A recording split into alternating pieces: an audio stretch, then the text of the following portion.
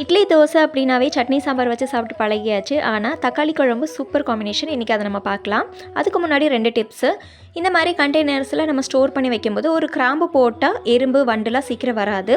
அதே மாதிரி வெங்காயம் உரிக்கும் போது இந்த மாதிரி ஒரு பவுல் பக்கத்தில் வச்சுட்டோம் அப்படின்னா அந்த இடம் டஸ்ட் ஆகாமல் நீட்டாக இருக்கும். தக்காளி குருமாக்கு ஒரு கடாயில் எண்ணெய் விட்டு 10 சின்ன வெங்காயம், துருவின தேங்காய், குருமிளகு, ஜீரகம், வரமிளகாய் காரத்துக்கு ஏற்ப கருவேப்பிலை, பண்ணி வச்சிருக்க 4 தக்காளியும் சேர்த்து நல்லா வதக்கிக்கலாம். இது கூடவே கொஞ்சமாக உப்பும் போட்டு வதக்கிக்கலாம். 1/4 டீஸ்பூன் மஞ்சத்தூள், வீட்டில் அரைச்ச குழம்பு மசாலா பொடி 3 டீஸ்பூன் போட்டு நல்லா வதக்கிக்கிட்டு ஆறுனதுக்கப்புறம் அரைச்சி வச்சுக்கலாம். நல்லா ஃபைன் பேஸ்ட்டாக அரைச்சி எடுத்துக்கணும். திருப்பி ஒரு கடாயில் எண்ணெய், கடுகு, கருவேப்பிலை, வரமிளகாய் போட்டு தாளித்து அரைச்சி வச்சிருக்க மசாலாவும் அதில் போட்டு நல்லா கொதி விட்டால் குழம்பு ரெடி. இது இட்லி, தோசை, சாதம் எல்லாத்துக்கும் சூப்பர் காம்பினேஷனாக இருக்கும். ட்ரை பண்ணி பார்த்துட்டு எப்படி இருக்குன்னு சொல்லி மறக்காம கமெண்ட்ஸ் பண்ணுங்கள். நான் எடுத்து வச்சிருந்த வெங்காயத்தோட செடிக்கெல்லாம் போட்டுட்டு இந்த வீடியோ பிடிச்சிருந்தா லைக் பண்ணிட்டு சப்ஸ்கிரைப் பண்ணிக்கோங்க. நாளைக்கு பார்க்கலாம். பாய்.